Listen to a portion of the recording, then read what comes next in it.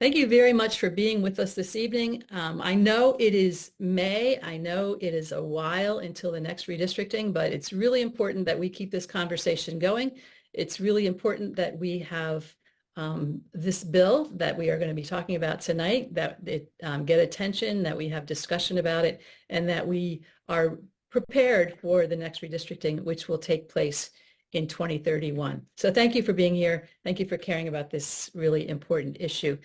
Tonight we're going to hear from prime sponsors of the bills in the House and Senate. So I have a great announcement to make, which is the Senate Bill 1076.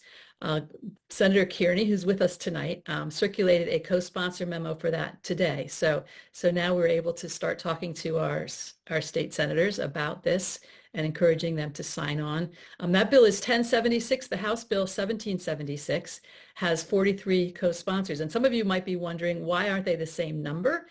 You can't reserve numbers out too far ahead the way the system works. You can only reserve a number within 50 of the number that of bills that have been introduced so far. So when we started talking about these bills, 1776 was in reach in the House. It was not in reach in the Senate. The Senate doesn't usually go quite that high, I don't think. But anyhow, 1076 was in reach.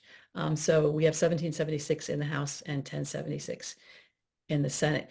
We're going to hear tonight from Representative Steve Samuelson. We're going to hear from Representative Mark Gillen. Representative Samuelson has been a strong supporter of this for a very long time, had a bill in 2008 that would have changed Pennsylvania history if it had passed, but it did not. And he had a bill in 2018, which also would have changed Pennsylvania history, but it did not. And Representative Gillen has been working on this a long time as well from a different angle.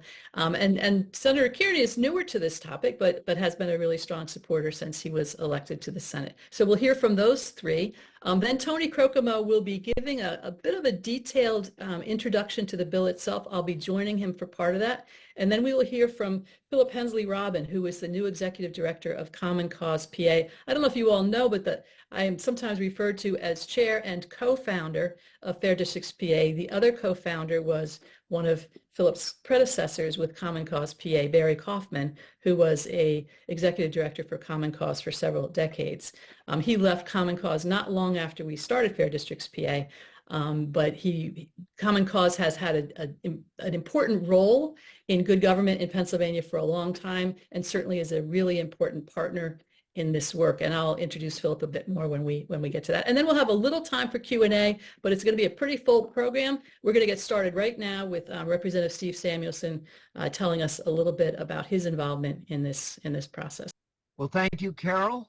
I appreciate everyone who's on this call. I realize it's only 2024 and the next redistricting is 2031, but it is a long process in Pennsylvania to change the Pennsylvania Constitution. And that's what we want to do. We want to change the Pennsylvania Constitution to have an independent redistricting commission. Other states have it. It works well. Why not Pennsylvania? And so we have put out a bill, very similar, almost identical language in the House bill and the upcoming Senate bill, laying out a process, an 11-member nonpartisan commission. We would have 4 Democrats. We would have 4 Republicans. We would have 3 members who are not affiliated with either party, either independents or non-affiliated voters, period. These individuals would have to be not associated with politics. They couldn't be a political candidate. They couldn't have been a past political candidate in the last 5 years. They couldn't be a lobbyist. They couldn't be related to a candidate or a lobbyist. They couldn't be working in a government office. The bill spells out very specific guidelines to make sure that the folks on this independent commission are truly independent. I feel very good that we have a great start. We introduced the bill on April 17th. It was referred to the State Government Committee. That's chaired by Representative Carol Hill Evans from York, Pennsylvania. And we hope to have a hearing before that committee this year to talk about this bill, to talk about independent redistricting commissions, to talk about what's worked in other states, and to talk about our Pennsylvania proposal. Since the bill was introduced on April 17th, we have 43 co-sponsors. It is bipartisan. We have so far we have 40 Democrats. We have 3 Republicans. And my lead co-sponsor, Representative Mark Gillen of Berks County, is very dedicated to this cause. I am a Democrat from Bethlehem. Mark Gillen is a Republican from just south of Reading. And we have been working together on this issue, trying to make sure we have a chance to set the districts without politicians in the room. That's the goal. So the bill, you can read it online. It's House Bill 1776. It's 22 pages long, but don't fear, the first 4 pages are previous language that's being crossed out. So it's really an 18-page bill, and it spells out the process that would start in the year 2030 with the appointment of the independent commissioners, and lays out the process in the year 2031 to have that independent commission draw the districts for Pennsylvania State House, Pennsylvania State Senate, and Pennsylvania's delegation to the United States Congress. That 11-member commission would be tasked with all three jobs. They would have about a year to do it from the very, very beginning of 2031 until November of 2031. We require public hearings. Right now, public hearings are optional in the Pennsylvania Constitution. Sometimes, like 2021, they happened. Sometimes they don't. So we want to put it in the Constitution that they would be required. 8 public hearings all over the state before the preliminary redistricting plans are introduced, and then 8 more public hearings after the preliminary plans are introduced. Then the 11-member commission would have to whittle it down, come up with one plan for Pennsylvania House, one plan for Pennsylvania Senate, and one plan for Congress. If they can't agree, we have a process in there which is basically elimination voting. They could start with 11 plans if each of the 11 commissioners had their own, and then they'd vote one by one to narrow it down until they have one plan for House, one plan for Senate, and one plan for Congress. So it's a pretty detailed process. I'll stop speaking very soon and let Senator Kearney go. But I'm very excited. I was a lead sponsor of the 2008 version, which was blocked by Democratic leaders in the House. And then I was a sponsor of the 2018 version, which was blocked by Republican leaders in the House. I am very thankful for Fair Districts Pennsylvania and the groundswell of support.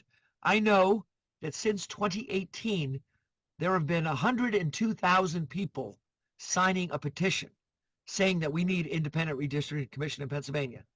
I know the people on this call are responsible for thousands and thousands of those signatures.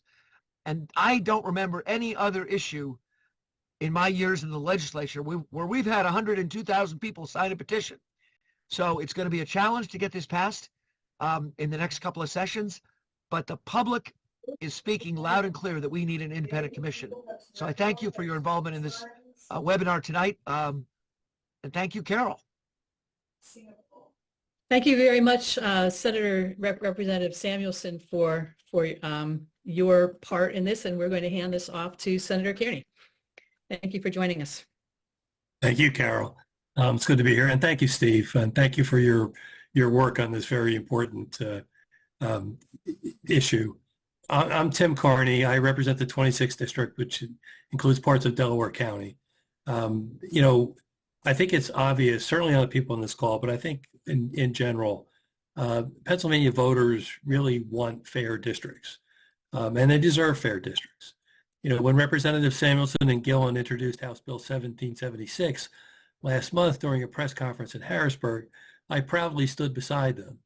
And, you know, they were really just responding to the tireless work of our friends at Fair Districts. You know, currently our Constitution calls for a legislative reappointment committee.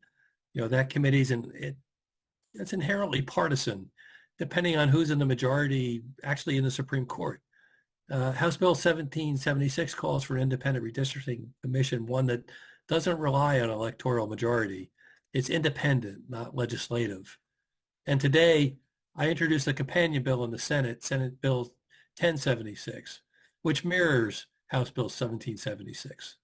And the legislation prioritizes genuine commission independence, equal access to data, public involvement, and clear mapping criteria. These provisions are crucial to ensuring that district lines are fairly drawn and without partisan bias. These companion bills prioritize citizens over politicians and democracy over backroom dealings. The legislation represents the best of our democracy, puts our noble ideals over worst instincts, and it transcends party lines. And I know that Pennsylvania voters overwhelmingly will support fair districts. You know, this legislature, I believe this, that we have a duty to listen to our voters' voices. I know that House Bill 1776 has bipartisan support. And although I'm currently the prime on it in the Senate, I've talked with many Republican colleagues to know that Senate Bill 1076 will have Republican support as well as Democratic support. The truth is that gerrymandering that's happened in the past creates division and inequity, and it compromises the integrity of our democracy. And our parties, they really need to come together after too many tumultuous years of hyper-partisan politics. And they must realize that an independent, citizen-driven, and more scientific redistricting process will cut that dysfunction. We need to put our country, our state, our citizens over ourselves, ensure that every voter's voice is heard. So thank you for being here tonight. I believe in what you're doing, and I'm looking for your support as we try to push this through the Senate. Now, as other people have said earlier, this isn't going to happen right away, and we have a long time to work on this before we get to the actual point of redistricting the next time. But all the more reason why we should keep our voices heard and keep things moving forward in a way that we can really get to that goal. Because what we really need, especially in the time of this hyper-partisan politics and this particular hyper-partisan presidential debate that we're witnessing, we need to understand that we really need to get back to the basics of what democracy really means for us. So thank you very much for being here tonight. Thank you to Carol, for everybody at Fair Districts for including me in this process, and I appreciate it. Thank you so much. What we're going to do now is return this over to Tony Crocamo. He's one of our top speakers. He's been a speaker with Fair Districts PA since 2016. He's also now one of our advocacy advisors and one of the leads of our advocacy advisor team. He's going to explain quite a bit of the bill. I'm going to jump in a little bit, and then after we finish explaining the bill, then as I mentioned, we'll hear from Philip Hensley-Robin, and if Representative Gillen joins us, we'll be really happy to hear from him. I know he's got some things going, complications this evening, but we're hoping that he'll still be joining us. So Tony, go ahead. I want to thank Representative Samuelson and the Senator for coming on today and explaining so much, and thank all of you for showing up. Okay, I want to run through what we're going to talk about. I'm going to give you 3 quick definitions, and please forgive me if this is basic information that you know. I need to cover these things to make sure everybody's on the same page with stuff, and I will be quick. I want to talk about Pennsylvania's 2 separate and distinct redistricting processes. We have one way of doing redistricting for state house and state senate seats, and we have a separate and distinct process for congressional seats. I'm going to talk about the problem that this process causes, and it's pretty much dysfunction in the legislature, and the legislature being non-responsive to the public. And our solution, of course, is an independent redistricting commission. So, reapportionment. These are the definitions. Reapportionment. Article 1, Section 2 of the U.S. Constitution requires reapportionment of congressional seats among all the states every 10 years based on the census. For the first few decades of the country, the size of the legislature, first few decades, right, actually until about 1919, the size of the Congress grew with the size of the country. And in 1919, they capped it at 435 with the admission of, I believe, Arizona. And now, every year, We have every 10 years we have the census, and those 435 seats are reapportioned among the 50 states based on population. So we have 435. And Pennsylvania, in 1990, we had 21 congressional districts. We lost some population in 2000. 2010, we went down to 18. And in 2020, after the census, we were reapportioned and lost another seat. We now have 17 seats in Congress. And redistricting, second definition, very easy. It's redrawing boundaries for Pennsylvania's 203 state house districts, about 64,000 people in each district, 50 state senate districts. And by the way, the Pennsylvania Constitution mandates 203 house districts and 50 state districts, about 260,000 people in each of the senate districts, and 17 congressional districts, 765,000 or so in each congressional district. Now, one of the things I want to point out is the population figures. It's not citizens, it's not registered voters, these are residents, Pennsylvania residents. And the 2021 maps created voting districts for every election from the spring of 2022 through 2031. Gerrymandering, very simple definition, districts drawn to benefit or harm a party, incumbent, or a candidate. And it comes from good old Elbridge Gerry, who was the governor of Massachusetts in 1812, and he approved a redistricting plan that had one district, well, it looked like, according to a Boston newspaper, a salamander. And that's where gerrymandering comes from. It's a mashup of Elbridge's last name, Gerry, with salamander, gerrymander. Elbridge's interesting character, signed a Declaration of Independence within the Constitutional Congress, first Constitutional Congress there, and voted against the Constitution because it didn't have a Bill of Rights. Fifth Vice President of the United States, died in office. Not that that's an accomplishment, but it just goes to show you can do wonderful things in your life. You can be a signer of the Declaration of Independence and be part of the Continental Congress and advocate for the Bill of Rights, but you make one big mistake like gerrymandering, and that's your legacy. So be careful out there. All right, in Pennsylvania, our two redistricting processes are 4 congressional districts. Majority party draws the maps in each chamber. They're voted on in each chamber, and they pass because, see point 1, the majority party drew the maps, so they're going to pass. And then they're signed by the governor. If you have split representation, one party has one chamber, another has another chamber, there will have to be some reconciliation of those maps, and those will probably result in what's called a buddy-mander, where the House will get what they want and the Senate will get what they want in the maps.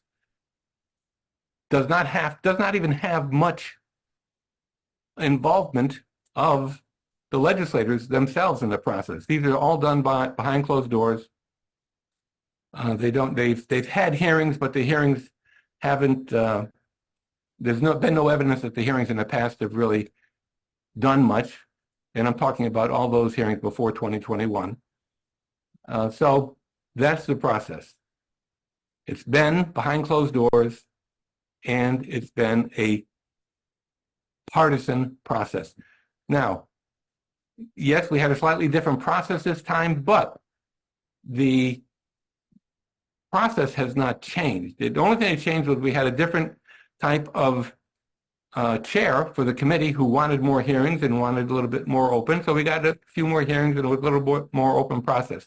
But the process itself has not changed, and there's no way of knowing, there's no way to stop it from going right back to the everything's behind closed doors in 2031. So for state house and state districts, the senator referred to this as a 5-member legislative reapportionment commission consisting of 2 majority and 2 minority leaders from the House and Senate. So those 4 people, 2 and 2 from each party, decide who the 5th member is, the chair. And if they can't decide, and they can't, then the Pennsylvania Supreme Court appoints the chair. So the party affiliation of the chair determines which party controls the process. Pennsylvanians want redistricting reform, and this is from our survey, our F&M survey in 2019, 2018. Anyway, I believe it was 2019. 70% of Pennsylvanian voters, 70% of Pennsylvania voters think the current system creates polarization and gridlock. 72% of the voters thinks that the current system allows party leaders to put party interests above voter interests. And 62% of the voters think that the current process gives us fewer choices. And 61% prevent voters from holding legislators accountable. 67% of Pennsylvania voters support an independent redistricting commission.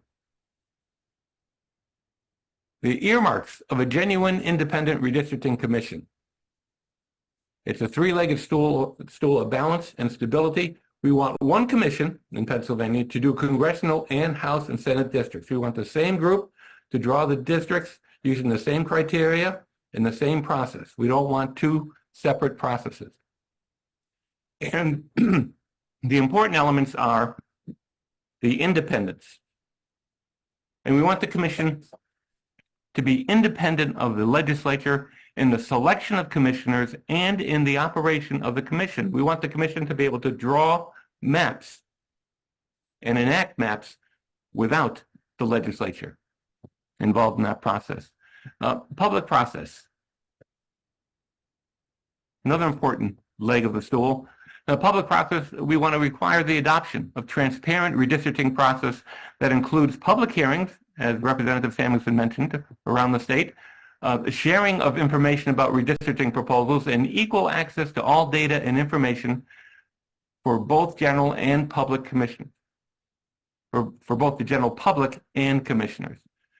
And we also want to have prioritized criteria. We want to provide clearly prioritized, measurable criteria to promote equitable representation for counties, municipalities, and communities of interest with defined limits on population deviation and attention to compactness, contiguity, and geographical boundaries. That is what we want. That is an independent, a truly independent redistricting commission. And as Representative Samuelson mentioned, it's going to consist of 11 members, and 11 members are drawn from 3 pools. 4 voters registered with the largest party, currently that's the Democratic Party, 4 voters registered with the second largest party, and 3 voters not registered with either of those 2 parties. And the commission shall reflect, to the extent possible, Pennsylvania's geographic, ethnic, racial, and gender diversity. Who's eligible? Voters who have had the same party registration for the past 5 years, who have voted no less than 2 of the last 3 statewide general elections. Who's ineligible? Well, among those who are ineligible are candidates for and holders of elective office, as Representative Samuelson mentioned, appointed political office holders, and registered lobbyists are among those who are not permitted to apply for this commission. And what we're trying to do in this legislation is remove the blatant conflict of interest of having partisan party leaders draw the districts that they run in and their political partners run in. Qualification process, January 1st of the census year. Commission application process is widely publicized. The Pennsylvania Department of State confirms the qualifications, and the applications are accepted through June 1st. Qualified applicants organized into one of the 3 pools. We want a minimum of 80 in each pool. Other states that have done this have received thousands of applications. We don't think it's going to be hard to get 80.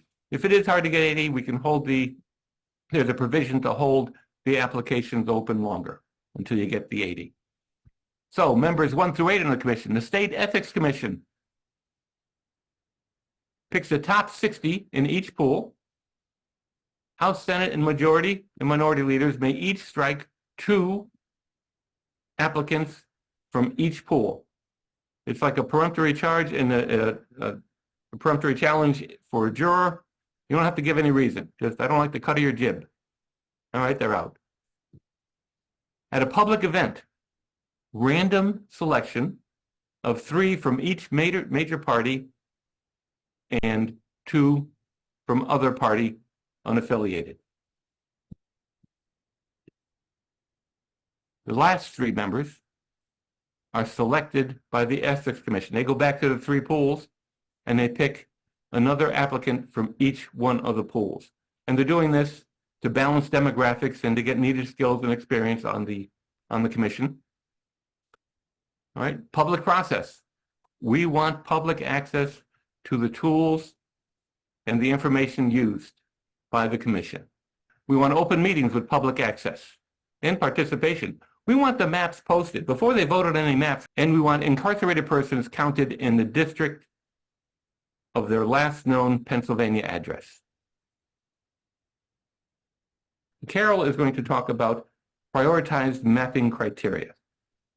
Thank you, Tony. I'm going to jump in here. This is a important part of it, and one that not everybody finds fascinating. But to me, the thing of criteria matters a lot for those who participated in mapping competitions and for those who participated in mapping the people's maps to submit to the Legislative Reapportionment Commission. The criteria matters a lot. And also, if you've been watching the litigation that's going on in some other states, you can see that putting an independent commission in place, but without clarifying criteria in a really making it clear which criteria are more important, which are essential, and which are, if you can, that can cause problems down the road. So the folks who worked on this map, the bill, the conversations around that looked a lot at criteria. Now, those of you who've been to our presentations have probably seen this, where we talk about the current criteria for PA House and Senate. And I put the language from our state constitution, because we have shared this before. The Commonwealth is divided into 50 senatorial and 203 representative districts. They must be compact and contiguous, as nearly equal in population as practicable. And then it says, unless absolutely necessary, no county, city, incorporated town, borough, township, or ward shall be divided in forming either a senatorial or representative district. Now, how does that play out? Well, we've seen over time how all sorts of towns and boroughs and wards are divided far more than necessary. We've seen that compactness has been ignored. And we've seen districts drawn that are not contiguous at all. And they've been allowed. So there needs to be clearer criteria. Is the criteria for congressional districts more precise? Well, this is the criteria for congressional districts. Article 1, Section 2 of the Constitution says they should be as nearly equal in population as practicable. And that's it. That's the only criteria for congressional districts, which means things like our wonderful Goofy Kicking Donald district that was in the last decade. Those kinds of districts, people can say, as long as these districts are equal to the person, they're constitutional. And that's not adequate for the task at hand. So how do we prevent repeats of Goofy Kicking Donald? How do we make sure that the criteria puts constraints on the process? So the bill proposed the plan must include certain things. Must follow the U.S. Constitution, must follow federal laws, must follow the Federal Rights Act, and it shall not purposefully and unduly favor or disfavor an incumbent candidate or prospective candidate, or provide a disproportionate advantage to any political party statewide. So those are things that it must not dilute or diminish the ability of racial minorities to elect candidates of choice, whether alone or in coalition with others. That wording there is actually pretty important if you've been watching litigation going on some places. The question of, well, if one racial group needs to be large enough to elect a candidate, coalitions might be ignored, can be ignored. How do you clarify that language? So those are the top priorities, but there are more. So the bill says, go back one, Tony, please. If you can. Districts shall respect communities of interest to the extent practicable and after compliance with the requirements of the previous paragraphs. So in other words, it's telling you, first you've got to follow law, first you've got to make sure that you're not providing favoritism to anybody, and then you've got to listen to voters, listen to communities about what their communities are. And it gives a definition of communities of interest. I'm not going to read the whole thing, but there's a clear definition. And it cannot include common relationships with political parties or political candidates. But if you remember the process that Tony described, there are public comment opportunities, public portal for people to add comments. And this is a really important piece. If you were watching the mapping that went on this last cycle, people want to be able to say, if you are going to divide our city, do it this way. If you're going to, draw, pay attention to these things. These are where our communities are. These are where the voting patterns for our community are. These are things that matter: transportation hubs, farm communities.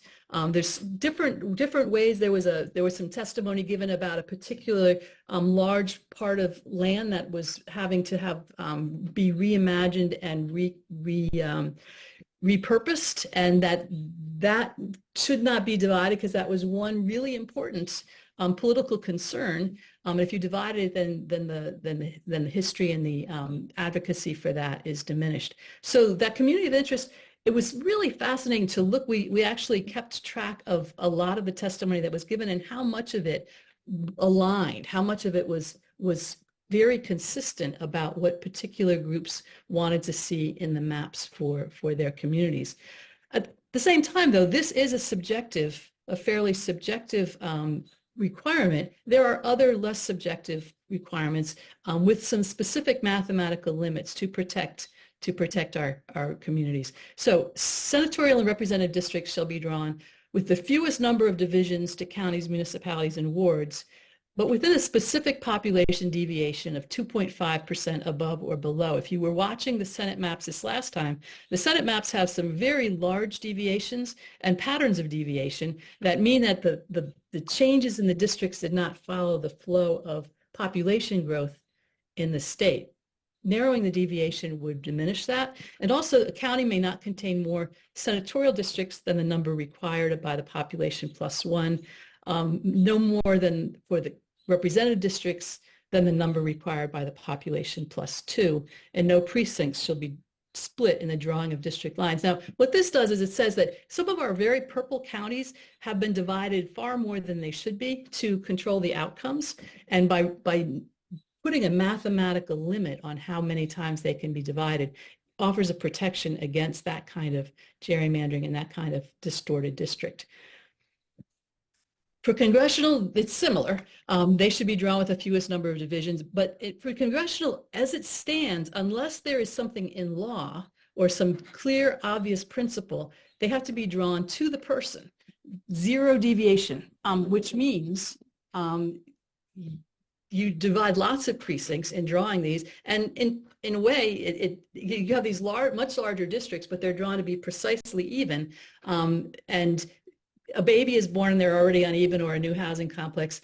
So to put it in law, a population deviation that is acceptable by legal precedent gives a little bit more room to draw these without that tight constraint, but it does have the constraint of not dividing counties more than mathematically necessary plus one. I don't know if you realize, but that goofy kicking Donald divided Montgomery County last time into 5 different congressional districts. No county should be divided like that. Even our largest cities don't need to be divided into 5 congressional districts.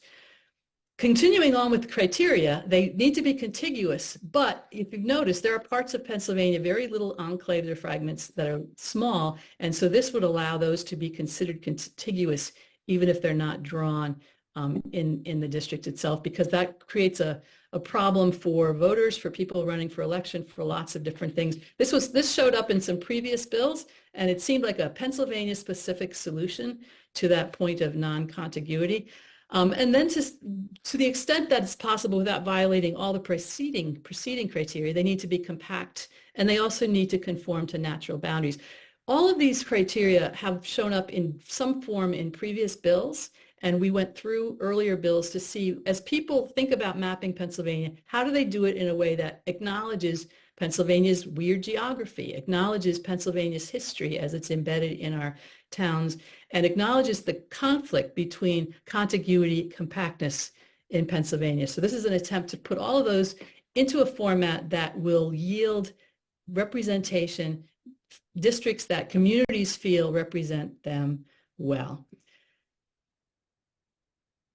I'm going to hand it back to Tony, and he's going to finish with a few more thoughts, and then we're going to hand it off to Philip Hensley-Robin.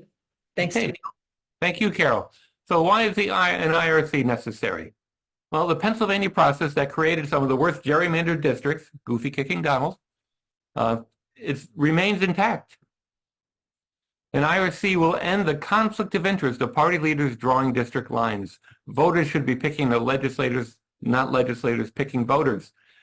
And this is our mantra. You know, maps drawn by Democratic Party leaders are going to favor Democrats, and maps drawn by Republican Party leaders are going to favor Republicans.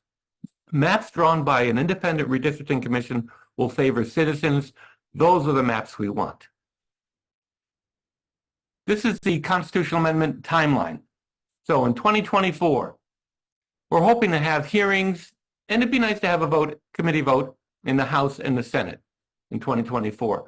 But as was mentioned before, not much of a chance of the current bill getting a vote on the floor of the House or the Senate. So why are we doing this? Why are we even bothering? Well, we want input on the bills. We are going to reintroduce the bills next year, and we want to know from the current members, we want to know who supports redistricting reform, truly supports it, who needs a little bit more convincing. We want to know what the objections are to the current bill. Can the current bill be improved? That would make its chances better in the next session. And we want to raise the issue. I have spoken to legislators recently, and including co-sponsors of our legislation.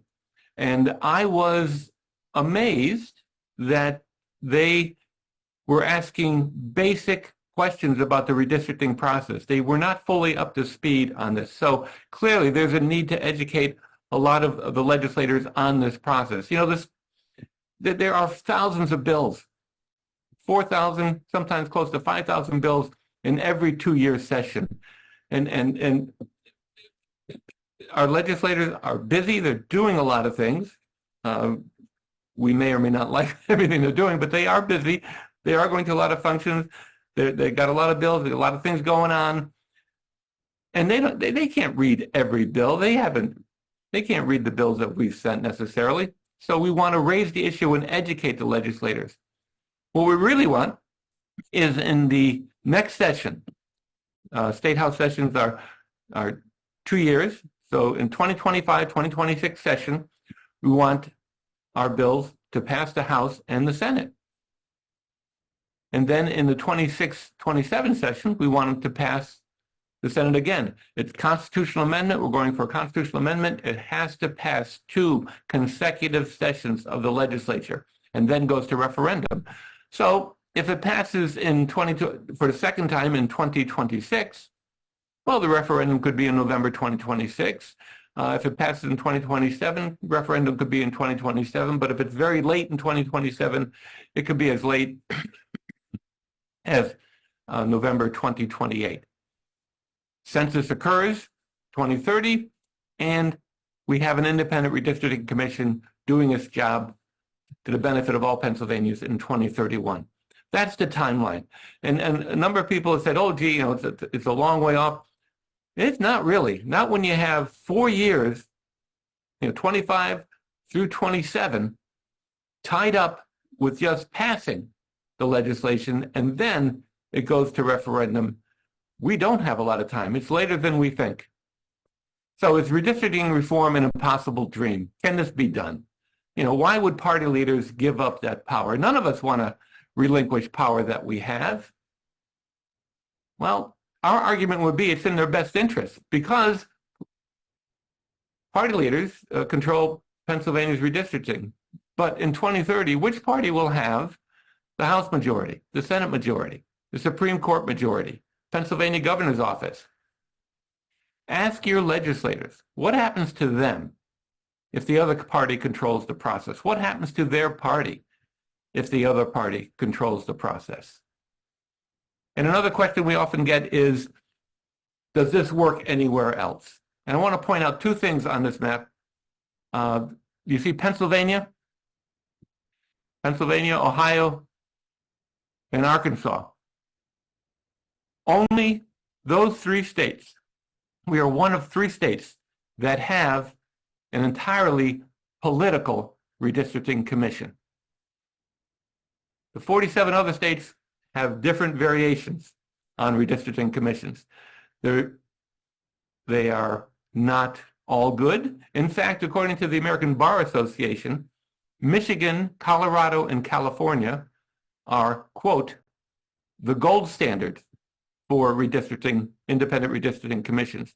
And that is from the American Bar Association's October 2022 report, The Rise and Fall of Redistricting Commissions, Lessons from the 2020 Redistricting Cycle. And it's an interesting document to look at. Only 3 have political commissions, and only 3 have truly independent redistricting commissions. A few words, just to answer some questions before we head off to Philip. Don't both bills need to be identical? Well, the truth is only one bill can move. The goal to have the same bill in both is to get discussion on it, to have folks thinking about it, to invite co-sponsorship on it. If one bill moves out of one chamber into the other, that's the bill that needs to get voted on. Some states can handle that differently. Pennsylvania, the same, one bill has to go from one chamber to the other chamber. There's very small differences between these 2 bills, and those will be thought through and reconciled in the next time around. But if either bill moves, we will be quite excited. There's not a lot of time. I don't think we've mentioned that for constitutional amendments, they have to pass out of one chamber, out of both chambers, at least 3 months before the next general election. Our state constitution requires that. There's a 3-month advertising window before the next general election. And so that means really that these bills will not be going anywhere after the end of June. So we want to invite co-sponsors right away. We want to ask for hearings right away. But as Tony said, the goal is to have the conversation around the bills, to get visible support, and to get feedback. So I just wanted to mention, any of you who are, deep in the weeds bill readers, or you've been doing mapping and you're looking at this and saying, I'm not sure how this works. We are inviting feedback from folks, and the way we'd like to receive that feedback is an email with your thoughts, to say, I've been looking at this one section, here are some thoughts on this, and you can send those thoughts, those suggestions, those proposals to outreach@fairdistrictspa.com. We won't do anything with it right away. We are collating that information so that we can share it with the prime sponsors, so that we can share it with other stakeholders, so we can have conversations between now and the end of this year to have the best possible bill ready to go in the next session. So if you have feedback, please feel free to send it to outreach@fairdistrictspa.com. Now I want to introduce Philip Hensley-Robin. He is the Common Cause Executive Director. He came by way of Fair Districts, New Jersey. So he's been involved in this redistricting fight from a different angle in a state with a different party in control. But he works with Common Cause National, and they have been involved in this in a lot of different ways for quite a long time. So he's going to tell us a little bit of his perspective from his current role. Thank you for being with us here, Philip. Thanks so much, Carol. Good evening, everybody. I'd like to start by thanking Representatives, Samuelson and Gillen and Senator Kearney for your leadership on this incredibly important issue. And, especially I want to thank you, Carol, and everybody at Fair Districts PA. So everybody, or most of the folks attending tonight, for your advocacy on this issue over many years.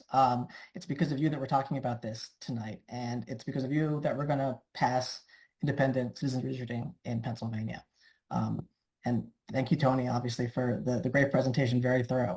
Like Carol said, my name is Philip Hensley-Robin. I'm the Executive Director here at Common Cause Pennsylvania. Carol mentioned some of my redistricting bona fides. In addition to working for Fair Districts New Jersey, I participated in the citizen mapping that we were talking about earlier, winning the inaugural Draw the Lines competition that the Committee of 70 was running, and then went on to work for the League in New Jersey. As of October of last year, I started in this role as Executive Director of Common Cause Pennsylvania. And as many of you may know, Common Cause has long advocated for redistricting reform in Pennsylvania and across the country. Common Cause has helped enact citizens redistricting commissions in states like California and Michigan, and we continue to advocate for redistricting commissions in other states and at the local level. So just this month, Common Cause's advocacy has resulted in the introduction of a ballot initiative in the city of Los Angeles to bring citizens redistricting to their city council. Independent citizens redistricting is really, it's on the march nationwide, not only in California and Michigan, but states including Arizona and Colorado, like Tony was just mentioning. So why does Common Cause support House Bill 1776?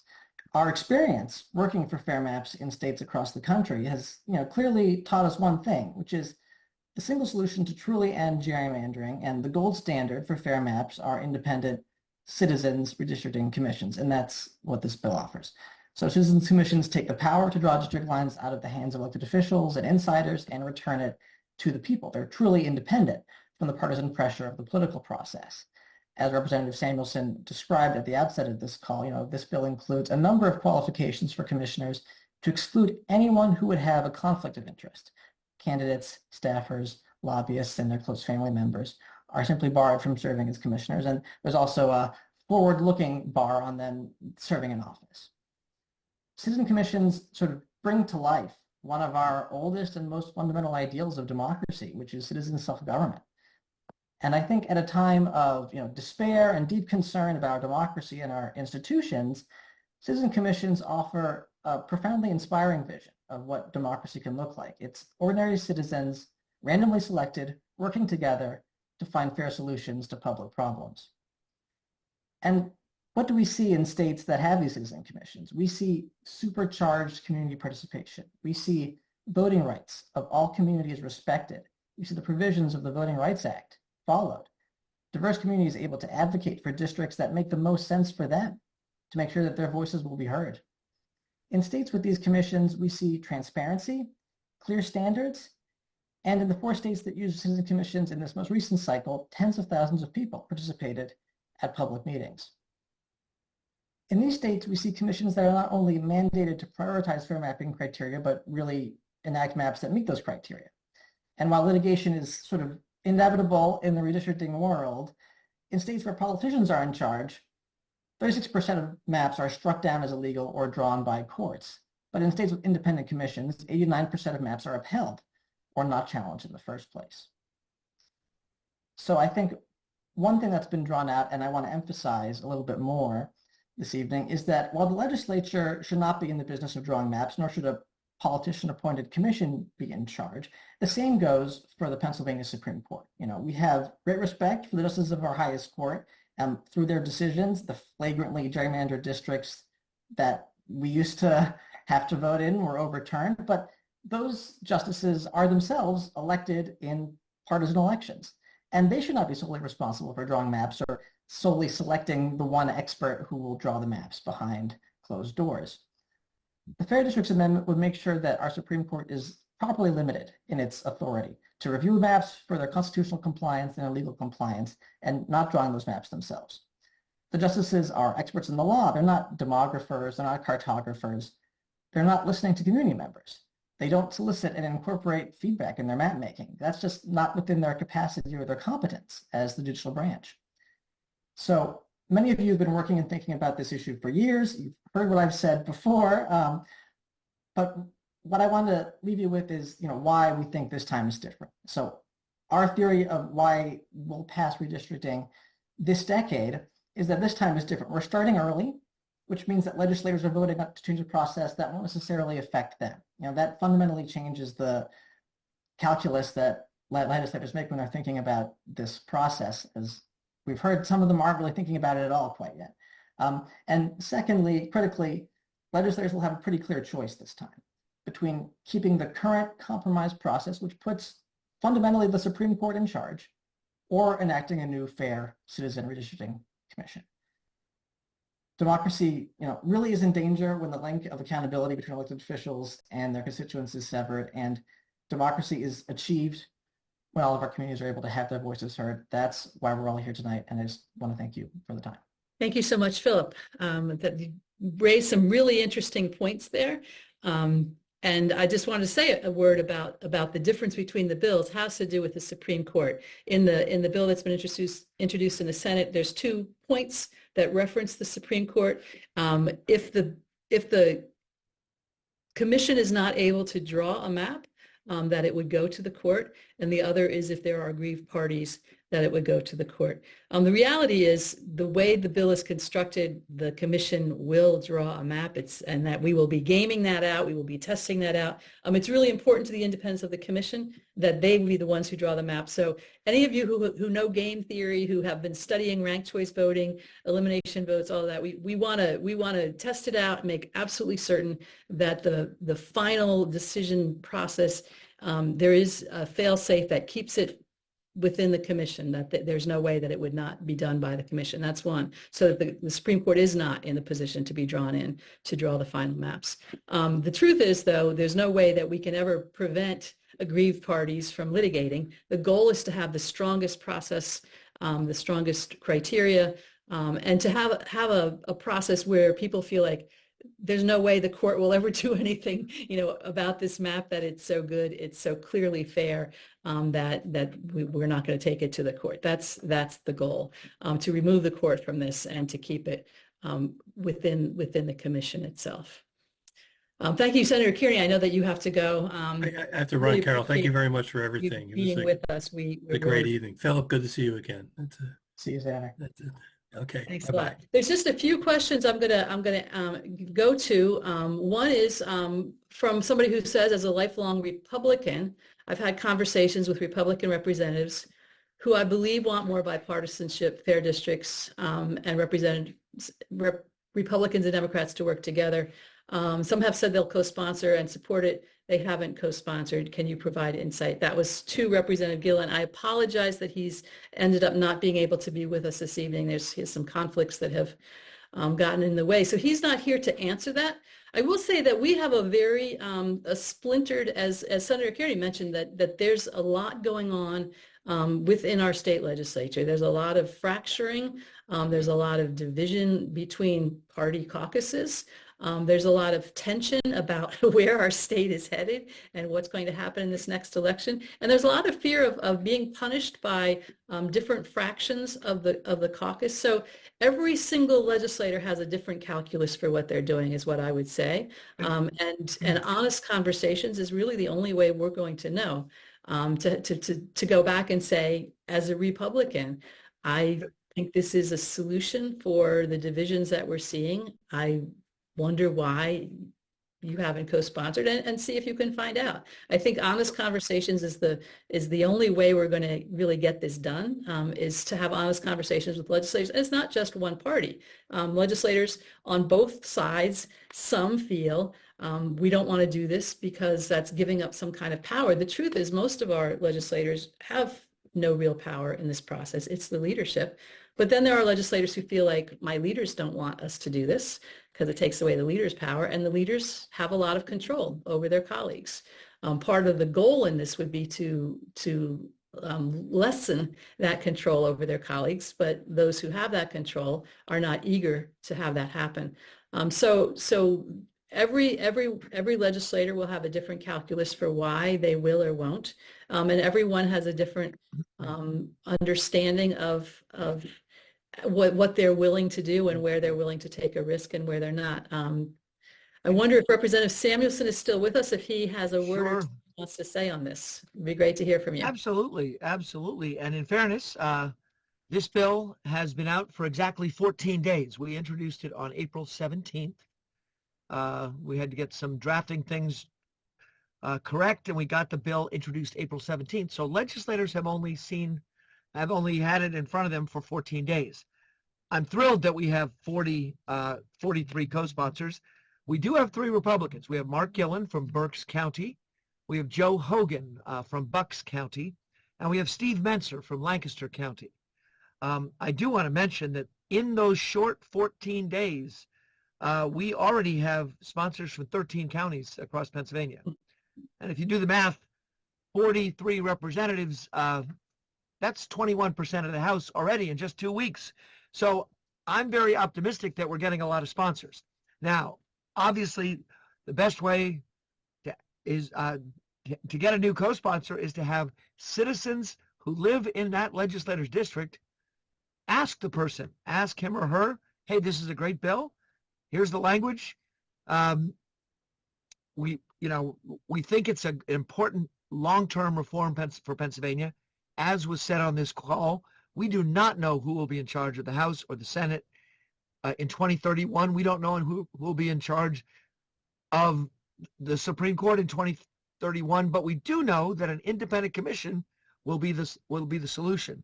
I do want to mention we have pretty good representation already. We have 8 co-sponsors from Philadelphia. We've got 7 from Montgomery, 7 from Chester.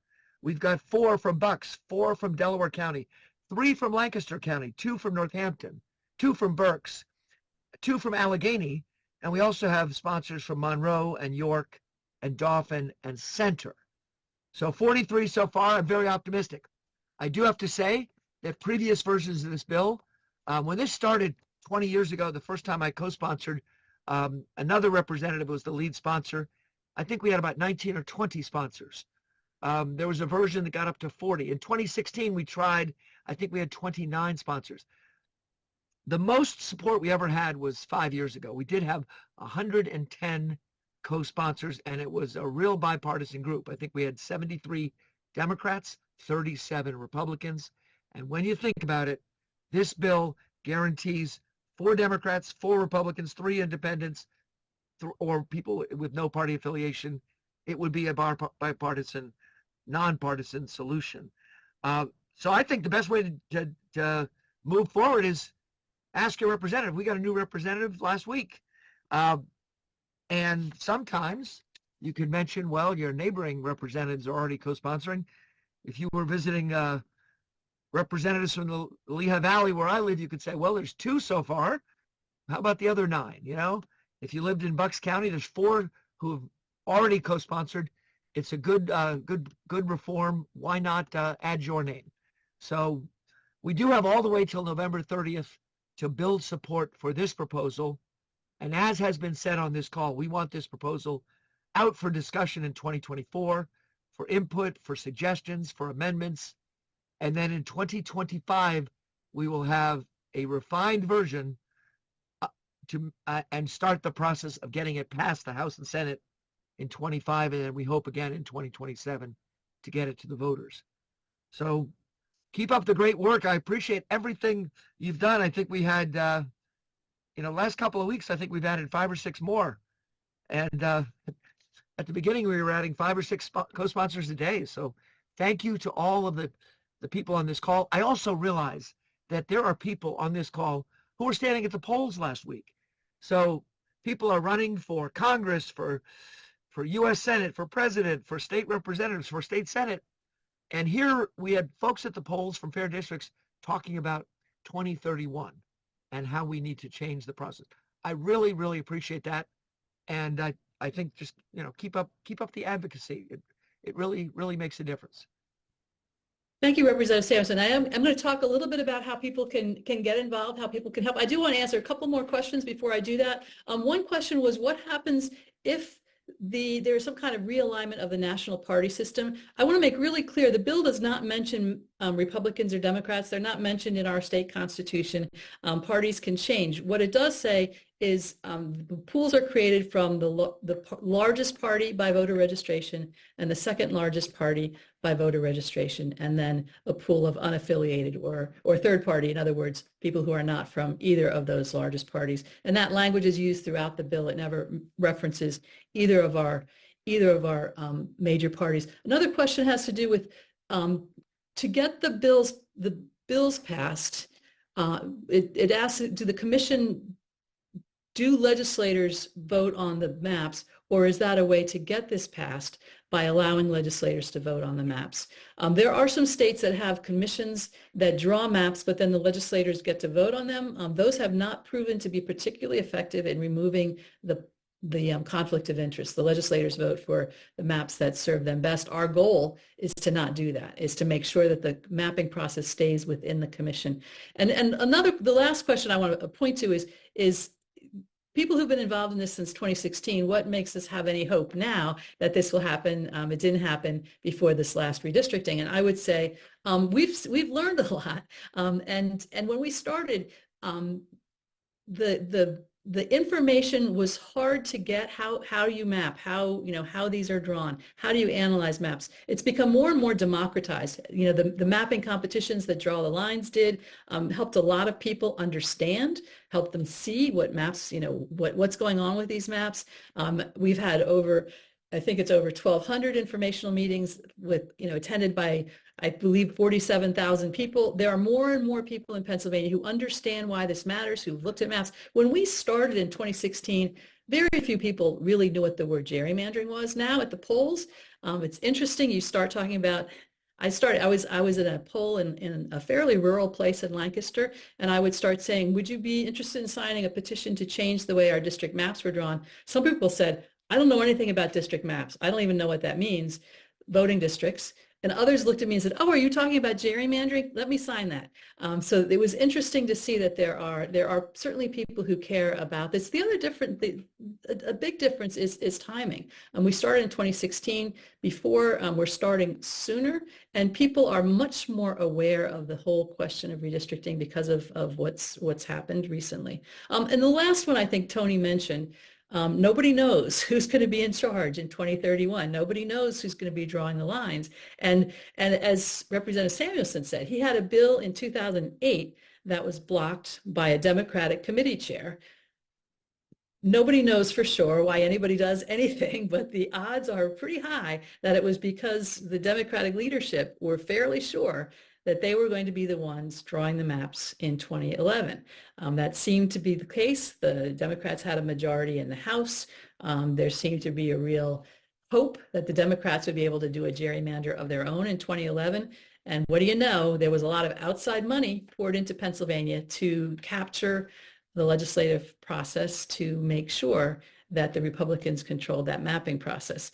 So there's lots of reasons to do this well. Of course, there's lots of reasons to get in the way, but the more people know, the more successful we'll be, the more effectively we can advocate. So I do want to stop here and say, here are some ways that you can get involved. As Representative Samuelson said, ask your legislator to co-sponsor.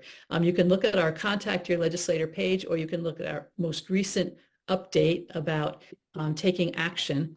And we will be sending an email to everybody who registered for this tomorrow with links to some of these things that I'm mentioning. A page that gives you a bit of a script so you can call your representative to ask them to co-sponsor. We will be adding Senate to that so that you can call your senator to ask them to co-sponsor. We want to continue to up the game, up the number of co-sponsors, and we want to have one-on-one conversations or in-person conversations. So Tony Crocamo, who just did our explanation of the bill, he will be doing some training on team advocacy. He has 3 of those scheduled. We'll put the dates and links for those in the email that we send tomorrow as well. So you can look and see how to reach out to your legislators, how to get trained to do advocacy. And we will be continuing this conversation. We'll be continuing to speak, continuing to gather petition signatures, continuing to get feedback on the bills, and doing everything we can to make this a visible issue going into the election and to get this done. So communicating the existing co-sponsors, if you look at our Contact Your Legislator page, if you look at your own individual legislator, you can see if they have co-sponsored or not. As Representative Samuelson said, there are 43. You can also look at the bill online and see all the names. If you look at the bill, and we can give you the link so you can see the bill online and see who has co-sponsored there. And we can provide links to some of this information when we send you this email tomorrow. That's a lot of information. We will also share the link to the recording so you can go back and review the pieces. I want to apologize again that Representative Gillen was not able to be with us today. It would have been great to have him included. But thank you all so very much. I will say we will be having some smaller some forums more focused on particular aspects of the bill I think, for instance, we didn't say much about reallocation of prison data. That's something we're still very interested in, want to make sure people understand what that's about. We will be sharing more information about the bill as we go. I also will say the first Saturday in December, put it on your calendar now, we're going to have a public conference. And at that point, we will have a new bill ready to go, and we will be helping everybody understand it, everybody prepare, be ready to advocate, because the next session starts in December, actually. Representative Samuelson might be able to tell me the date that the next session starts, but we want to be ready to have advocacy start as soon as the next session starts. Representative Samuelson, do you want to jump in and tell us when that next session starts? Sure. So we're advocating for this bill in 2024. Among our existing legislators, all of our terms expire on November 30th. And obviously, anybody who wants to be a legislator in 2025 has to run in this year's election. So that's another point. You could also ask people who aspire to be legislators in 2025, what do you think about this bill? But technically, the terms of the current legislators expire November 30th. The new legislators start on December 1st, and Carol is going to have us all at this statewide meeting on Saturday, December 7th. I will be there. Just so you know, we will be having a Know Before You Vote page on our website. We will be asking candidates, do you support an independent redistricting commission? And we will have on that page the ability to look and see, yes, they co-sponsored this bill, or in the House and the Senate, and did they answer, for those who are not legislators but candidates, all the candidates will be asked, do you support an independent redistricting commission? So that information will be available to you if they answer the question. And my thing is always, if they don't answer the question, they probably don't want your vote. If they're not going to talk to you before the election, they're really not going to talk to you after. So we'll be pressing candidates to let us know where they stand on this issue, making it as much as we can an election issue, but keeping the conversation going. And we need your help to do that by contacting your legislators, writing letters to the editor, participating, inviting speakers to come and talk about this in groups that you're part of. As I said, we'll send an email tomorrow with ways to follow up. And we appreciate that you've been here this evening. And thank you to all of our guests for joining us and for sharing so much on this issue. Thanks a lot.